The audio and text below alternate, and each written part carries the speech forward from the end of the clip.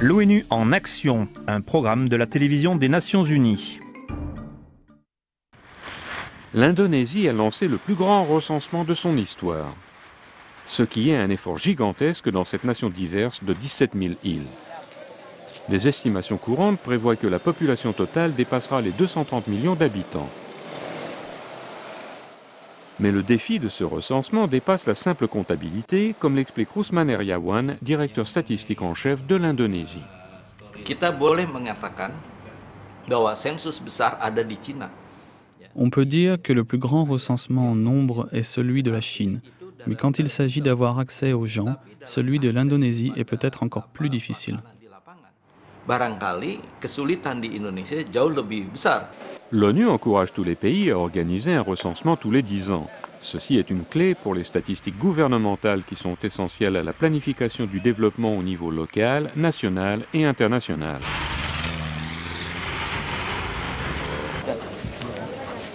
Ici, en Indonésie, Fitri Diansari fait partie d'une armée de 700 000 recenseurs qui essaie de s'assurer que tout le monde sera compté.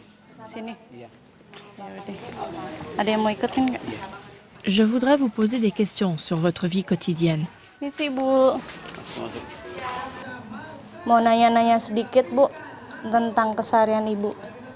En plus des détails sur les naissances, les décès et les affiliations religieuses, Fitri et son équipe recueillent, pour la première fois dans le recensement cette année, des informations sur les lignes Internet et l'accès au téléphone portable.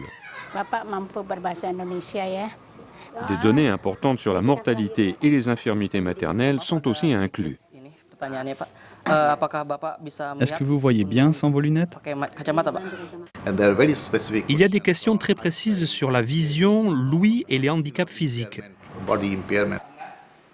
Zahidul Huq dirige le bureau indonésien du FNUAP, le Fonds des Nations Unies pour la population, qui offre son soutien technique au recensement, aussi bien ici que dans une quarantaine d'autres pays. Il existe une grande palette de données et d'informations qui pourraient être mises à la disposition des responsables politiques et du public. L'urbanisation rapide de l'Indonésie depuis le dernier recensement d'il y a 10 ans exige que tout le monde soit proprement recensé. Tout le monde doit être recensé. Et nous devons donc aussi penser à tous ceux qui n'ont pas de domicile fixe, les sans-abri. Le recensement des sans-abri est plus efficace la nuit lorsqu'ils s'arrêtent de leur lutte de survie quotidienne pour se reposer.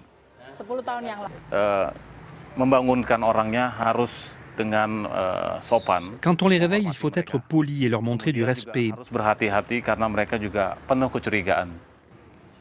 Et il faut faire attention parce qu'ils ne nous font pas confiance. Mais aussi difficile qu'il soit de compter ceux qui vivent dans une pauvreté extrême, cette tâche doit être accomplie pour que l'Indonésie puisse atteindre son but de réduire de moitié le nombre de gens qui vivent avec moins de $2 par jour.